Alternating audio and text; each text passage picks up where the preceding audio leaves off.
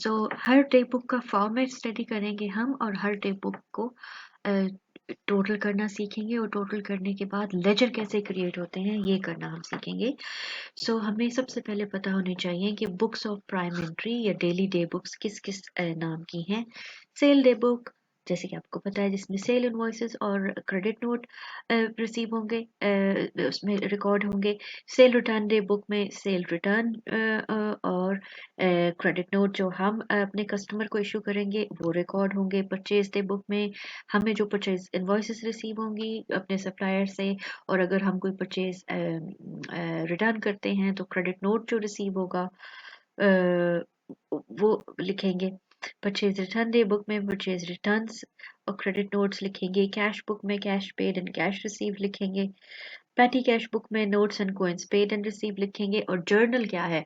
हर वो चीज जो कि सेल डे बुक में नहीं लिखी जा सकती, लेकिन वो किसी न किसी तरीके से हमारी बैलेंस शीट और प्रॉफिट एंड लॉस को इफेक्ट करती है, उसको as a double entry as a journal लिखा जाता है जर्नल में।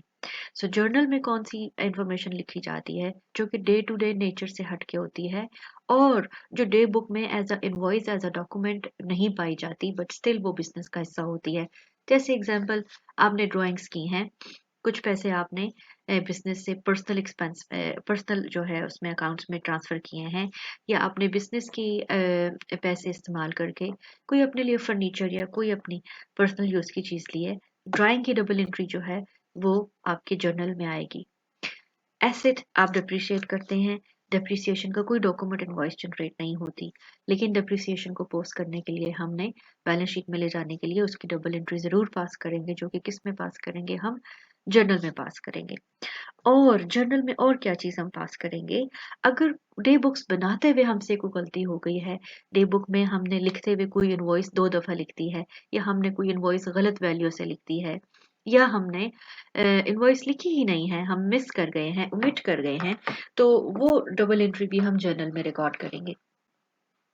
सो डे बुक्स और जर्नल, ये तमाम चीजें मिलजुल के आपकी लेजर का हिस्सा बनती हैं। जब तक डे बुक्स और जर्नल में बात कंप्लीट नहीं होती, तब तक आपके लेजर एक्यूरेट नहीं बन सकते। ओके। और इन डे बुक्स की गलती अक्सर हमें लेजर पोस्ट करते हुए पता चलती है, कोई ना कोई गलती होती है। और सम टाइम हमें ये डे बुक की गलती पता चलती है ट्रायल बैलेंस में।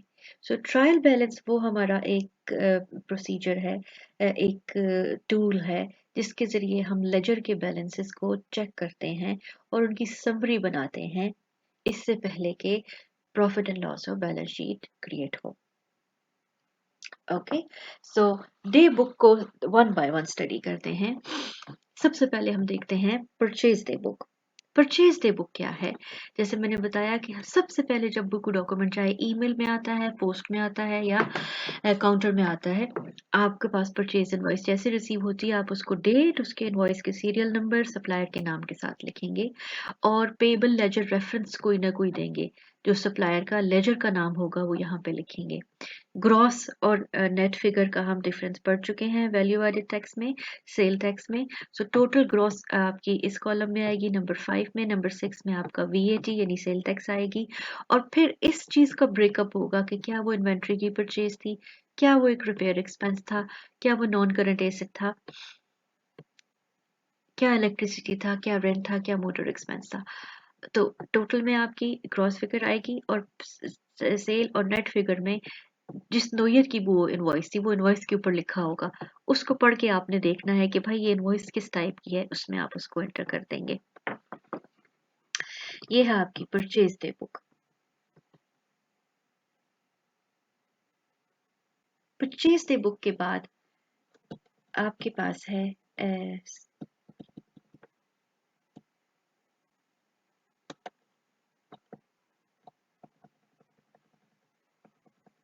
Cheque payment day book. अच्छा, एक और बात यहाँ पे मैं आपको बताती चलूं कि ये जो आपकी डे बुक है, जब ये नंबर ऑफ ट्रांजैक्शन, जैसे पूरे एक वीक की ट्रांजैक्शन या एक मंथ की ट्रांजैक्शन बन के यहाँ पे एंड पे इसका टोटल आएगा, तमाम कॉलम्स का टोटल आएगा। वो जो कॉलम के टोटल हैं हम उठा के किस में पोस्ट करेंगे? हम लेजर में पोस्ट करेंगे। सबसे पहले हम उसकी डबल एंट्री करेंगे उन बैलेंसेस की, और फिर उन बैलेंसेस की जो है हम टी अकाउंट में उनके लेजर में पोस्टिंग करेंगे। Okay, so cheque payment day book, जैसे मैंने कहा कि कैश पे बुक या कैश रिसीव बुक बनेगी। सो कैश पेमेंट बुक के साथ एक है चेक पेमेंट बुक, कि आपने कौन कौन से चेक जो हैं वो पे किए हैं। सो ये रेलिवेंट होंगी परचेजेस की, और आपकी जो भी डे टू डे एक्सपेंसेस हैं परचेजेस के अलावा उसकी पेमेंट में। सो डेट पे जिसको चेक लिखा जाता है, जिसको पे कर रहे होते हैं, चेक नंबर जो चेक के ऊपर लिखा होगा, टोटल अमाउंट, और क्या वो पेबल को गई है, क्या वो सेल टैक्स पे हुआ है, क्या वो इंश्योरेंस पे हुई है, क्या वो सैलरीज थी, या कोई भी पर्सनल एक्सपेंस था या पेटी कैश थी, उसका आगे से ब्रेकअप कर दिया जाता है। और इसी तरह से ये तमाम टोटल जो है यहाँ पे आएंगे, और फिर इनकी इंडिविजुअल डबल एंट्री पोस्ट होगी।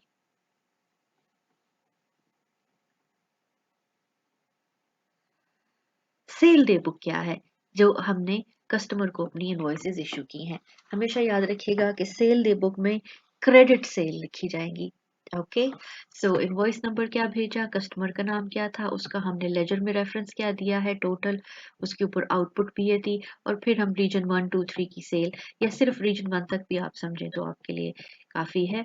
और फिर इन तीनों कॉलम का हम टोटल करके ग्रॉस में सेल टैक्स में क्या जा रहा है, और रीजनल सेल में क्या जा रहा है, हम इन तमाम कॉलम का टोटल करके डबल एंट्री पास करेंगे। डबल एंट्री पास करने के बाद हम क्या करेंगे, अ, अ, इसके लेजर्स बनाएंगे। Cash received book, cash receive का एनालिसिस होगा, कैश किस किस से रिसीव होती है, आपके रिसीवेबल से रिड्यूस रिसीव होती है, ओनर भी कैश इंट्रोड्यूस कर सकता है, और आपकी कैश सेल भी हो सकती है, कोई डिपॉजिट और कोई इंटरेस्ट भी रिसीव हो सकता है। सो जिस तरह से भी आपकी इनफ्लो हो, कैश रिसीव हो, उसको हम फौरन से बुक करते हैं उसकी डायरी में, उसको कहते हैं कैश रिसीव डे बुक। सबसे पहले डेट होगी, रिसीट का नंबर होगा जो उसके ऊपर लिखा होगा, टोटल वैल्यू होगी, क्या आपने रिसीवेबल से रिसीव की है तो फिर रिसीवेबल लेजर का रेफरेंस होगा, क्या आपको आउटपुट वीएटी रिसीव हुआ है, ये यहाँ पे सेल टैक्स जो है वो आउटपुट वीएटी है, क्या ओनर ने पैसे दिए हैं, या क्या किसी कस्टमर ने कैश सेल दी है। ठीक है, अब कैश रिसीव बुक में आपको रिसीवेबल से पैसे यानी क्रेडिट सेल से जो इनकम रिसीव हो रही है वो भी लिखी जाएगी, और जो कैश से सेल रिसीव हो रही है वो भी लिखी जाएगी। और इसके अलावा कुछ आप इन्हीं कैश सेल में से अगर कोई डिपॉजिट करते हो या आप इंटरेस्ट रिसीव करते हो बैंक से, जैसे कुछ डिपॉजिट पे आपको इंटरेस्ट रिसीव होता है, तो वो इंटरेस्ट रिसीव भी हम यहाँ पे लिखेंगे। ओके, सो हमने कौन कौन सी बुक्स देखी, कैश रिसीव डे बुक देखी, और हमने देखी सेल डे बुक देखी, हमने देखी परचेज डे बुक, और हमने देखी आपकी कैश पेमेंट डे बुक। एक शॉर्ट समरी, ये परचेज डे बुक में और सेल डे बुक में आपकी क्रेडिट परचेजेस और क्रेडिट सेल्स एंटर होती हैं, और सेल डे बुक में आपकी क्रेडिट सेल और सेल रिटर्न डे बुक में आपकी सेल रिटर्न एंटर होती हैं।